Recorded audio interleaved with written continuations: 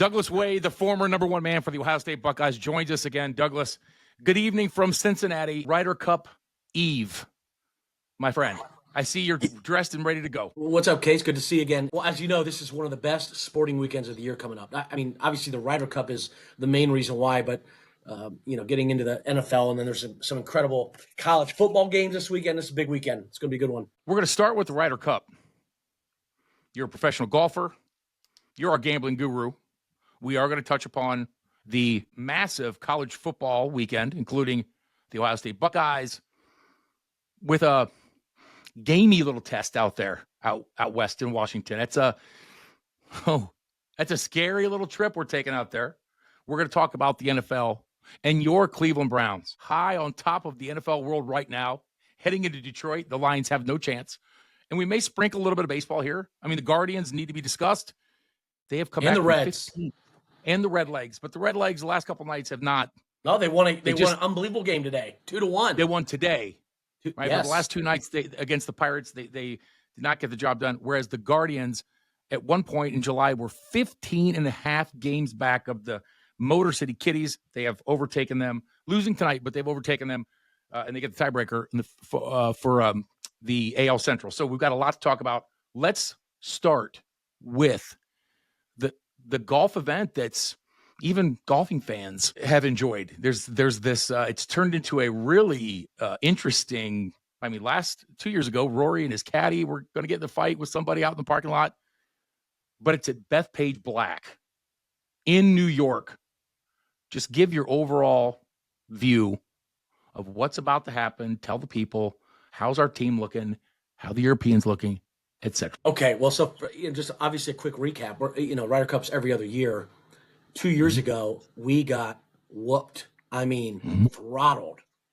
Mm-hmm. And Europe has the exact same team playing this year, except for one change. A twin, Rasmus Højgaard, is playing in place of his twin brother, Nicholas. Incredible. Højgaard. Yeah. The rest of the team is the exact same, and they're on form. Now, obviously, in the Ryder Cup, if you look at history, who's ever hosting has a huge, huge advantage. And we're in New York, which, probably magnifies that to an even greater extent, which is why the Americans, at least according to Vegas, are favored. But on paper, I mean, if this was played at a neutral site, you're taking Europe. The Americans have 4 rookies, all of which are in very good form, but some of our better players are not. Colin Morikawa is not playing great. Xander Schauffele has not been playing great. He just had a kid too. Some of our, Jordan Spieth didn't even make the team. So some of our veterans aren't quite there, but we've got these rookies that I think are really going to impress this week. J.J. Spawn, Ben Griffin are the two that come to mind. And then you've got Cam Young, who is from New York, and he hits the ball a mile.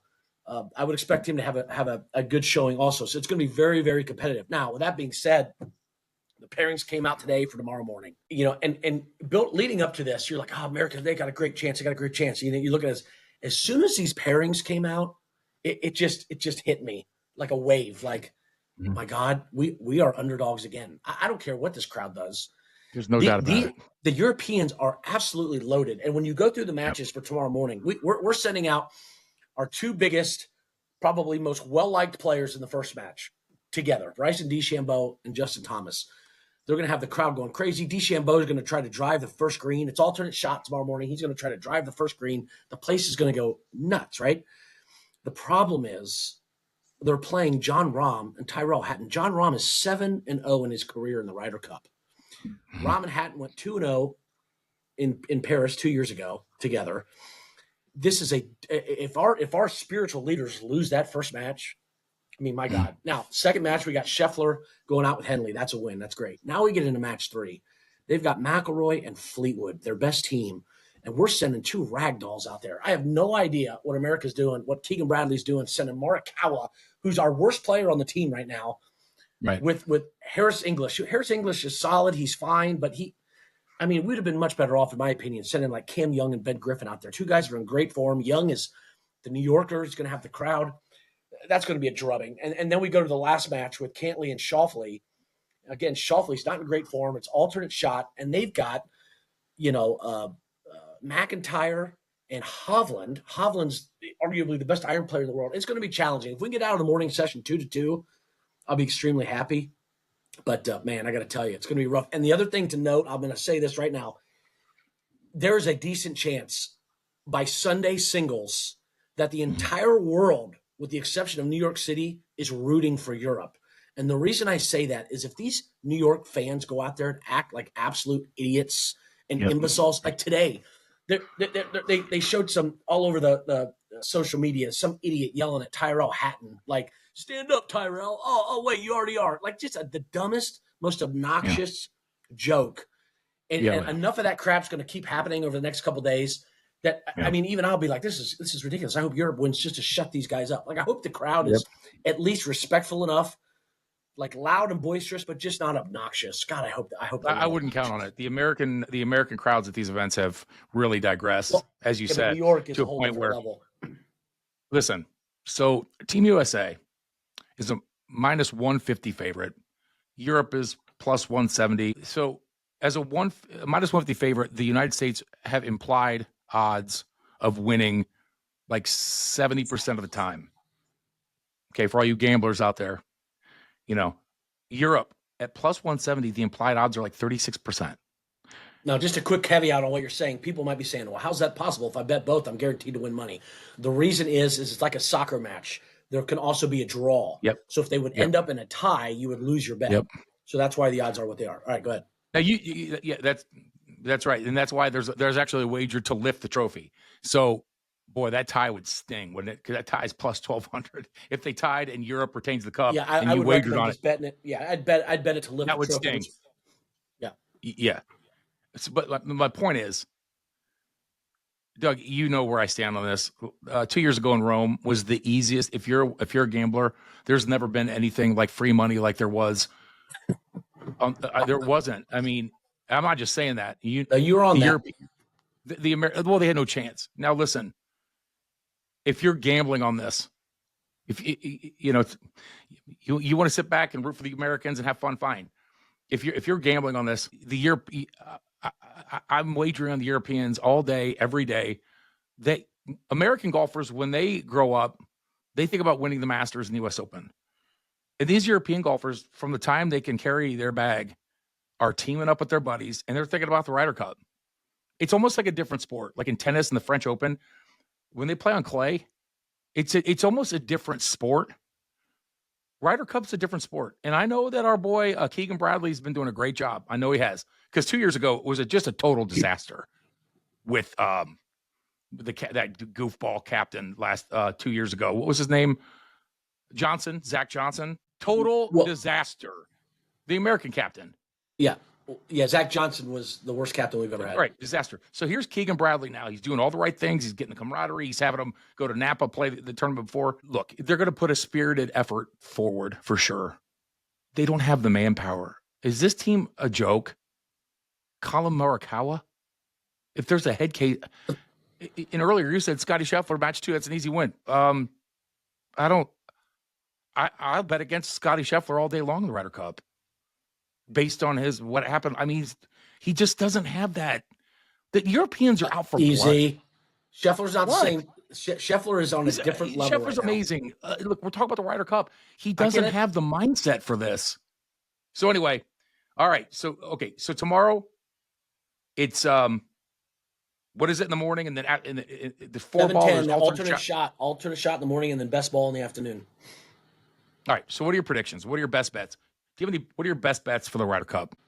Well, when you look at the props on there, so if you go to kind of like the props, you could bet on like player total props. Mm-hmm. One of them is Rory over under 2.5 points. Yeah, I love the over 2.5 points. Over. Rory's going to play all 5 sessions. He's not going to have a record under 5. Over. Yeah. Is that the number? He's doing now. One I really liked, and I didn't pull the string on it, but I really liked it before the pairings came out, was Ben Griffin over 1.5 points. I don't like the fact he's sitting out this match, which means he's more than likely only going to play 3 matches total, which is ridiculous. So that one has got me a little perturbed with the pairings. I don't know what Keegan was doing, but I'm with you. If I'm betting this team wise, I'm betting on Europe. I'm going to root like crazy for America. Of course, Obviously, I would rather bet on Europe. The way I see it is, if you bet Europe, you've hedged your bet. Either win the Ryder Cup as an American and you're on cloud nine. If you lose, you got a consolation prize of a winning bet. But if you bet with your head, not your heart, Europe's the play. There's no doubt about it. I'm fading. Oh, I'm going to fade Scotty Scheffler all day with his points. Yeah, I wouldn't do that. Him and Henley have never lost together. Scheffler's playing the best golf he's ever played. Nobody's played like this in a long, long time. Now, the argument to that is Tiger has a record under 500 in the Ryder Cup, and he lost many times in his prime. I get it. I just think Scheffler's got the demeanor he's just easier to get along with. I don't know. I see him having some success this week. I think the course fits him really well. So we'll see. I would expect Scheffler to at least go over 500. Here are your top 5 in terms of listed wagering players as top scorers. Number 1, Scotty Scheffler, right? Just about almost 4-1. Number 2, Rory at 8-1. Number 3, Johnny Rahm at plus 1,000 or 10-1. Number 4, Tommy Fleetwood. Now, number 2, 3. Yeah, those are European golfers. And number 5, Bryson DeChambeau. DeChambeau's number 5. So here's the reason why you see that. Now, besides those are great names, but Europe has a history of playing their stars all 5 sessions. And America has a history of only a couple guys playing all 5 sessions. For America, I would only expect probably Scheffler and DeChambeau to play all 5. Now, this is a little bit different year, though, for us in the fact that we have 4 rookies, which over the last 10 years, Europe has had a lot more rookies than we have had. They have 1 rookie. We have 10 rookies. So in that regard, it's going to be a little bit different. I would definitely expect DeChambeau and Scheffler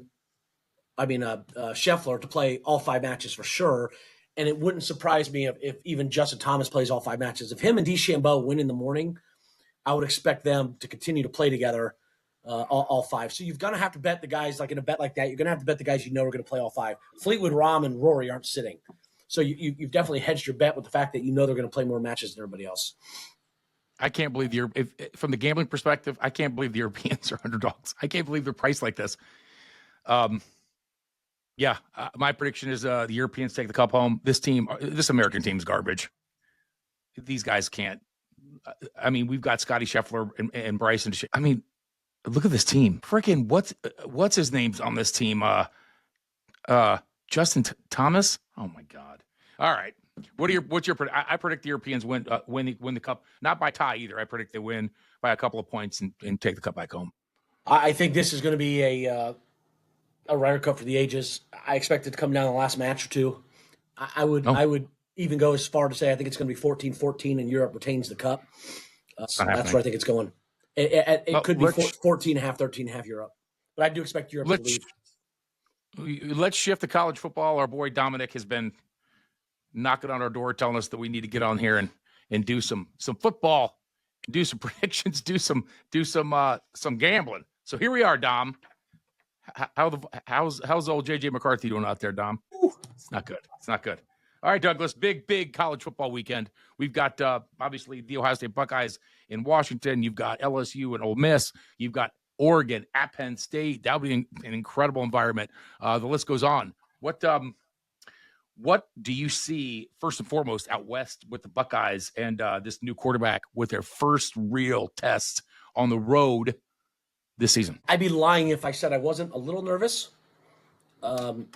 Washington's been playing really well. Their new quarterback is really good. It's fun to watch. The line's only 8. I do expect Ohio State to win. I just think, saying this is his first road game that he's ever played, first road game he's ever started, and it's a long trip. I expect our defense to kind of win us this game. I don't think our offense will be as sharp as it has, obviously, the last few weeks. But you know what? I expect us to win this game, but I do think it's going to be, about a 5, 6, maybe 7-point win. Not a blowout. Okay. We have our best bets coming here after we talk a little bit about college football. You can tell people what your best bets are for college football. But let's who do you like now that the season's we got a couple of weeks under our belt? Who do you like right now? We got this 12-team playoff now. Give us some who are your power rankings? Give us your top 5 teams right now in all the land. Well, number 1, I'm obviously going to Ohio State. I mean, they're the defending champs. They're undefeated. Their defense is the best in the country. Until I see otherwise, that's where I'm going. Now, this year is very interesting. Going into this year, you heard about these 5 or 6 just stud quarterbacks. That this is going to be the greatest quarterback draft class in the history of football. And a lot of these guys have been playing like trash. I mean, you've got Archie Manning, you've got Kubnik with Clemson, who's just been awful. Drew Aller with Penn State's been playing terrible. Newsmeyer with LSU has been playing okay. Solid. It's just the list goes on and on. But the ones that have shined, the one that's been incredible is Carson Beck with Miami. He looks, 2 years ago when he was going into his junior year at Georgia, hell, everybody was talking about him coming out of the draft early and being picked number 1. He didn't have a great year. He goes to Miami. Now he looks awesome. I've got Miami at number 2 right now. With LSU at 3, Newsmeyer is a stud. I would put Georgia at 4, honestly, and then at 5, it's you've got Texas, you've got Penn State, you've got Oregon, all right in that mix. I would put the winner of the Penn State Oregon game this weekend at 5 for now. And that should be a hell of a game. I have my Power 5. And I'm also going to ask you for a couple of sleepers, right? As we talked about earlier. And one of my sleepers I have in my Power 5. See, I'm not going to go with the standard. Well, I know you did a pretty good job. No, you don't know anything. Can I guess? Okay. Sure, go ahead. I think at number 5 you got Indiana. That's right, you son of a gun. That is right. You're right. Yeah. But listen, that's right. And they're one of my 2. I've got 2 significant sleepers. They're one of mine also. Oh yeah. Well, okay. So and we didn't talk about this before. These are independent of each other. Number 1 is Ohio State. It has to be Ohio State. They played Texas was number 1 team, right? There's no reason to knock them off the perch right now. Offense, we'll see. But that defense the silver bullets look like they're back, baby. Number 2, I've got the Dogs of Georgia.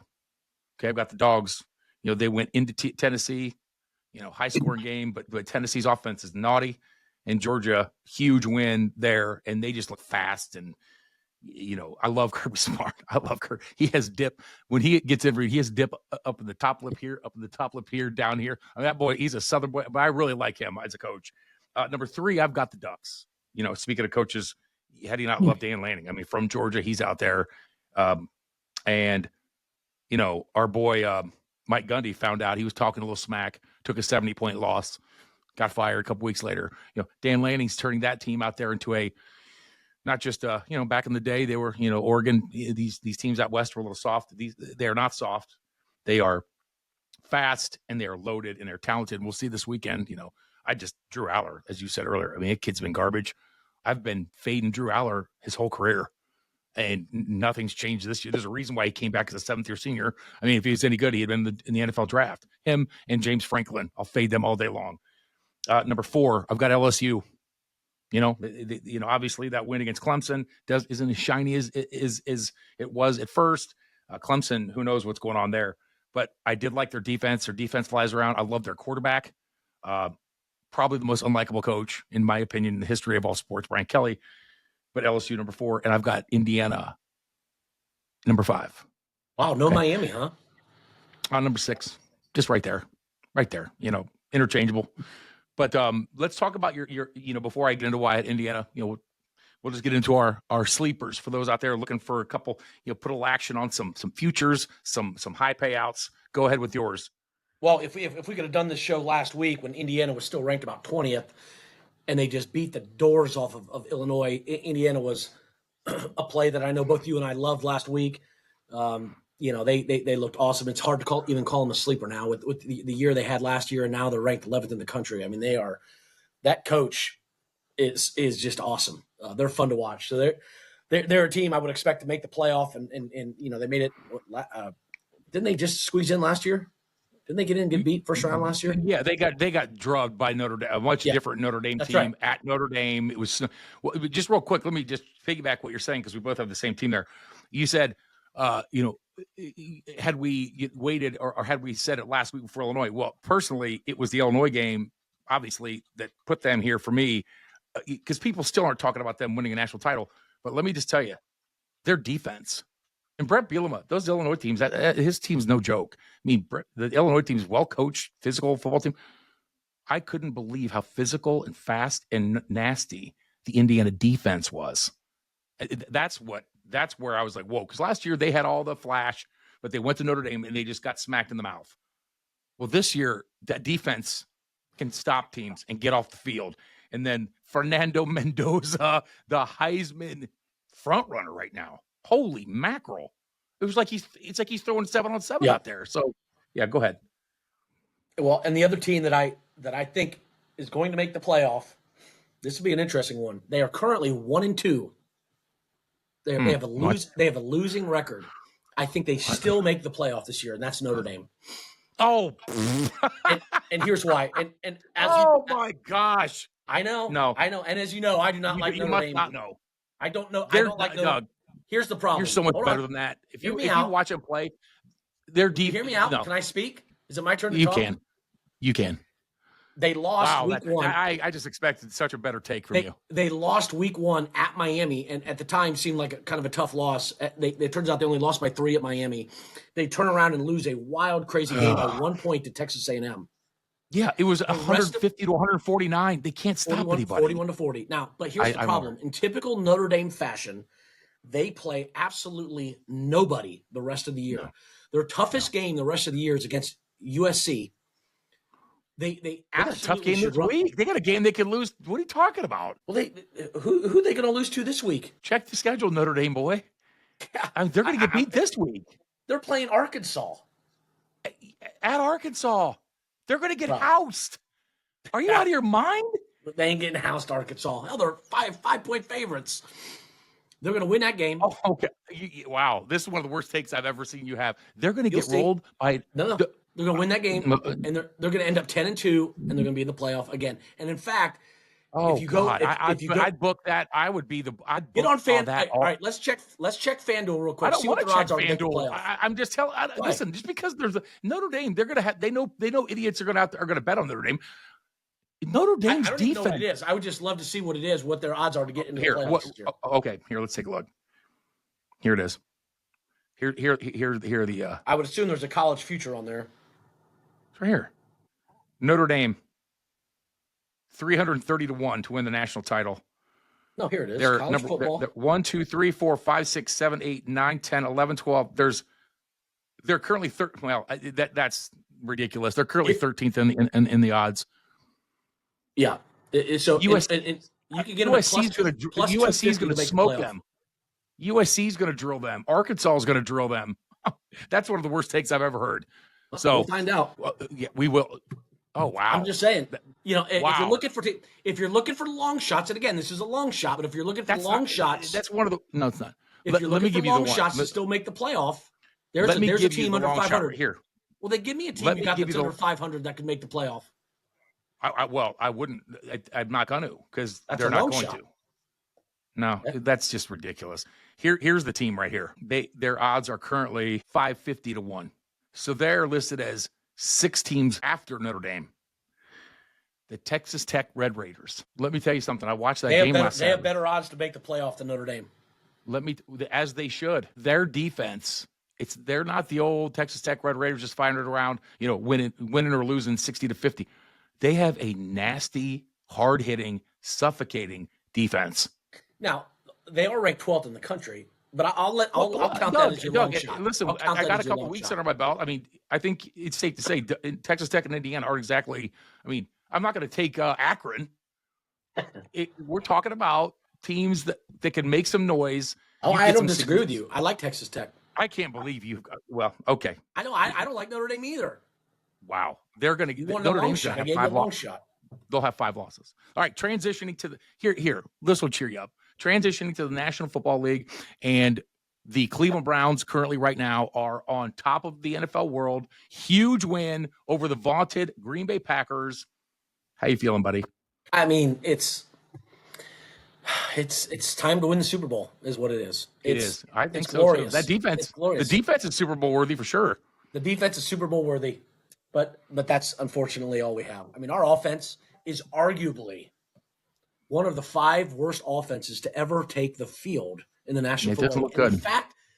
The fact that we beat a team that was undefeated, that most people had number 1 on the power rankings. I mean, Colin Cowherd had them ranked number 1. They had guys on their team last week talking about. Well, they were number 1. I get it, The fact that that's how the NFL goes, though. 10-0 in the fourth quarter to come back and win that game. I mean, it was in amazing. fairness, how can a team? You got to think about it this way: the Browns have the most incredible home field advantage because every game they play is at 11 a.m. Eastern time on PBS. Like, how could you get up or motivated to play in that dump? So it is an incredible home field advantage. Now, having said that, if you want to talk about if you're like underwater with your bookie, or if you got to catch up on mortgage payments, if you're financially in a bind and you need somebody to hand you a lot of money, you just go ahead and you find yourself a way to put everything that you own on the it's the truth. And it's the truth what the Green Bay Packers are about to do to the Dallas Cowboys on Sunday Night Football. Did I see the line's only 6 only only 6.5 or 7? I mean, is that a joke? So we're going back-to-back weeks on our mortgages against the Cowboys because we hit on them last. Was I correct? We hit on it last week. Yeah, you were. I said what? What did I say to you? You said it's the bet of the. You said I think you said it's the bet of the year.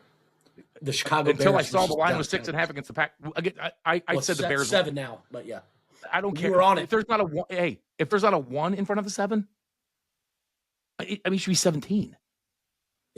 Yeah. I mean, the Cowboys are going to get boat raced. Anyway, let's talk NFL. Who do you like? Who are your top 5? We have the Ravens and the Chiefs in a winner leaves town match. So here's my current top 5, and this is who I think the 5 best teams in the league are. Not records. I'll be going right now. I'll start and down at 5 and work my way up. Number 5 currently, I have the Detroit Lions. They're 2-1. They lost their first game of the year in a bad game against Green Bay, but they've looked. I mean, they just went into Baltimore last week. Yep.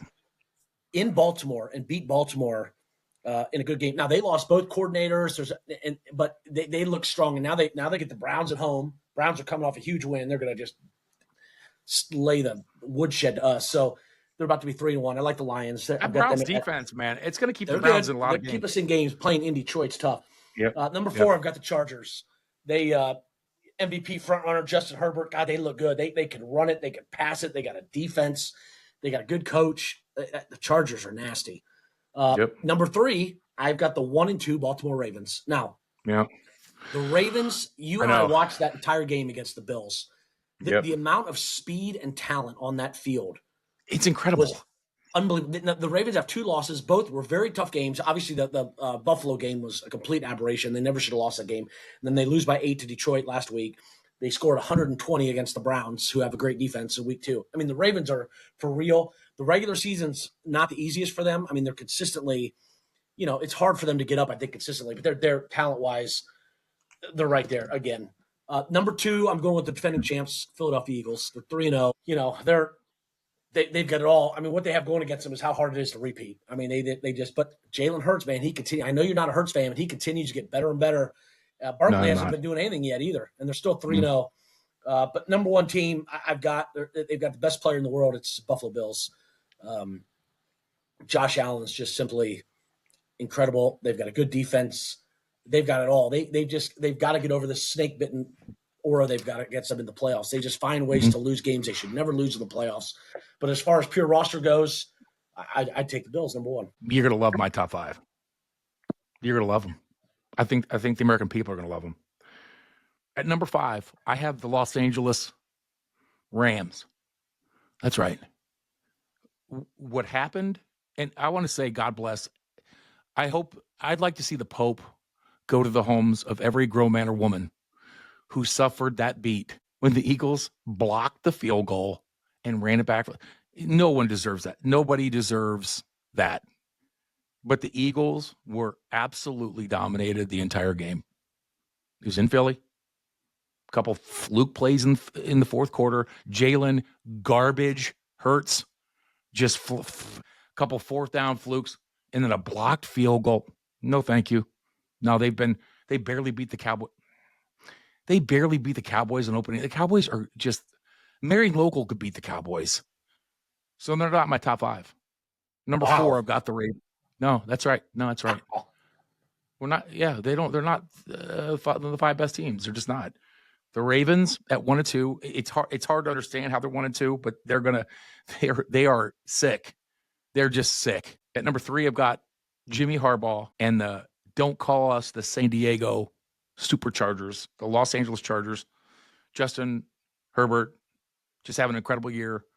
Harbaugh can just coach dudes. He just gets these teams to buy in, and they are physical and great defense, and they're really playing well. Number 2, I've got the Buffalo Bills. Wow. I've got the Buffalo Bills. Number 2, if you play them at home, it's one of the nastiest home field advantage ever. Josh Allen is incredible. But right now, as it is, NFL stands for not for long, week by week. The Detroit Lions team that I saw the other night just physically dominate the Ravens. Physically. And who sacks Lamar Jackson 7 times? Nobody does. Well, the Lions just did. And boy, I mean, this offense, in the way that Goff, oh golly, they're scary. So I got the Lions number 1. That's my top 5, man. What are your best bets for the NFL this weekend? Well, I haven't had a chance to look too hard at some of these games, but I know you touched on that Packers-Cowboys game. That lines up to 7. That's a tough one. I mean, Green Bay's a different team on the road than they are at home. They just are. Dallas is a different team at home than they are on the road. It's a lot of points. No CeeDee Lamb. The Cowboys don't have CeeDee Lamb. I don't know, man. That wouldn't be. Okay, well, these are your bets. That's fine. That's fine. Yeah. Well, the first game that I really like is the Commanders -1 against the Falcons. The Falcons are in complete disarray. I mean, they signed Kirk Cousins to that contract, that massive contract. They bench him in the middle of last year for Michael Penix. They start playing a bunch of ragdoll teams at the end of the year. They don't mean anything. They're out of playoff contention. He has a couple good games. He's the man of the future. He starts this year, and he looks horrible. He gets benched in the second half of last week for Kirk Cousins. Obviously, they're not going to make that change long term. Penix is back in there. He is playing awful. Their stud receiver, Drake London, who I've got on a couple fantasy teams, the guy can't get more than 4 catches a game. Their offense is just one for Bijan. They'd never score. And the Commanders, obviously, Jane Daniels has been banged up. They've got weapons. They've got Debo. They've got a couple good running backs. I just think Washington is just simply better than Atlanta. I like them a lot this week. So that's number 1. Number 2, in a game that I don't understand this line, Tennessee's getting 7 against Houston. Tennessee has been a tough out. They've played okay. They've been playing pretty solid. Houston can't score. They have no offense. They have no running game. They win close games, but they can't score. 7 points is just simply too much. Simply too much. I like Tennessee getting 7 points. That's a lot of candy. That's a lot of points. So I would take them, get Tennessee. And then you've got 2 games on Monday night. Have you seen the Monday night schedule? There's 2 games this Monday night. Yeah. One of them is the 0-3 Jets against the 0-3 Dolphins. And the other is the Bengals and the Broncos. This got to be 2 of the worst games I've ever seen on Monday night. Maybe that's why they threw both of them on there, so they give people an option which one to watch. But with that being said, you got the Jets getting 3 at Miami. How Miami can be favored over any team in the NFL is beyond me. The Jets get Justin Fields back, who looked good before he got hurt. Their defense is playing hard. They've got some weapons on offense. I think the Jets win that game outright. Getting 3 points is too many. So I'm going Jets there on Monday Night Football. Did you give your college plays? Did you have any college picks? I apologize. I think we skimmed over those. I apologize. That's all right. Well, let's hear your NFL plays. I only have 1. You have to have 3. That's the rule. I don't have. Oh no, I don't have to have 3. That's not how we're doing it. You're taking all 3 money. All of it. All your units. I mean, it makes no sense. All the units. Here's another one. How about Tampa Bay? +3.5 at home against the Eagles. There you go. There's 2 winners. Easy winners. Those are the 2 easiest. Well, listen, that doesn't. The number 1 play, of all time, is the Packers. I can't even believe that. And bet it now before it goes up to 10. All right, so go ahead. I got yeah, go ahead. All right, so college plays. I got 3 of them. 3 good ones. Okay. First one you've got Indiana at Iowa. Indiana at Iowa, the line is 7.5. That's a lot of points against Iowa. That's a lot of points against Iowa's defense, but it's not enough. It's not enough. Indiana's going to win that game by 20-plus points. I totally agree. Totally agree. They're so much better than Iowa. That line's based off history. Recency bias. It's not enough points. Indiana I minus totally 7.5. agree. Yeah, that's I a think run. They're going to run them. End of the first quarter, they've got that covered, in my opinion. Good one. The next game, the next game I have is LSU is at Ole Miss, which is one of the top 3 games of the weekend. LSU's 4th in the country at Ole Miss. Did you see that Ole Miss's head coach Lane Kiffin? Did you see who his daughter's dating, the starting linebacker for LSU? More importantly, I saw his tweet talking to the game. Mm-hmm. He said, "Take the over, baby." Yeah, take the over. He said. I'll tell you what I am going to take. I'm going to take his daughter's boyfriend, LSU, to whoop on Ole Miss's butt. It's at Is that right? Ole Miss is a 1.5-point favorite at home. It should be a good game, but I think that Nussmeier is the difference. I think LSU's quarterback is just he's the best player on the field, and I think he gets it done. I think LSU wins a tough game there. I think LSU's, I gave you my top 5. I've got them, as the 3rd best team in the country, and I think they win a game by 3 points on the road. It's 3:30 in the afternoon. If it was a night game, I'd be even more nervous. But 3:30 in the afternoon, I like LSU in that. Mm-hmm. But my last play for Saturday is a game I told you already about. I'm going to do a little money line parlay, a little 2-team money line parlay. Yep. Ohio State, instead of giving up 8, you take them on the money line, and I'm going to pair them. Now this is tough, but I'm going to pair them with Penn State. Penn State's a 3.5-point favorite at home against Oregon. I know Penn State's 0-14 in their last 14 games against top 10 teams. I get it. And you love Oregon. You've got them ranked high in your rankings. But I just think Penn State this year is a little bit different. I expect Aller to step up in this game. And I think that's going to come right down the wire. So I'm taking Penn State on the money line with Ohio State on the money line. 2 teams, you get plus money in that parlay. So I'm taking those 2 teams on the money line. Okay. Well, I tell you what, I love the Indiana play. All right. I love the Indiana play. And I love Arkansas getting 5 points at home. It doesn't make any sense to me whatsoever. None. And I'm taking the LSU Ole Miss game over, because who am I to go against the head coach when he tells me to take it over, right? 56.5. That's a big number. I know, but they are just going to sling it all over the place. All right, there we go. Big weekend, Douglas. Big sports weekend. You know what I'm saying? What are your parting thoughts on the eve of the Ryder Cup, the eve of the Americans and all their glory at Bethpage Black and all those classy New York fans? What are your parting thoughts for the people? And before we let them go and wager and make a ton of money on our picks. Well, for the casuals out there, the non-big golfing fans, give this a chance. Watch the Ryder Cup. Everybody should be into the Ryder Cup. It's a whole different animal, and I highly recommend if you're up tomorrow morning, you're getting ready for work. The first tee shot's at 7:10 a.m. and it's going to be by Bryson DeChambeau, who is the longest hitter on the tour, any tour in the world. The first hole is about a 375-yard dogleg right. Cut the corner, it's about a 340, 330, 340 carry. And he's going to be going for that green, and that place is going to be going bananas. It is going to be wild. So have the TV on at 7:10. Watch that first shot, because it might be all downhill for America after that. But either way, it's going to be a crazy morning. And go USA. All right. For Douglas William Wade, my name's Casey. This has been Casey on Tap. Good luck, everybody. You got to take Team Europe. I'm sorry. You can root for America. If you want to win some money, Team Europe and the Green Bay Packers. Until next time, everybody, take care. God bless. See you next time.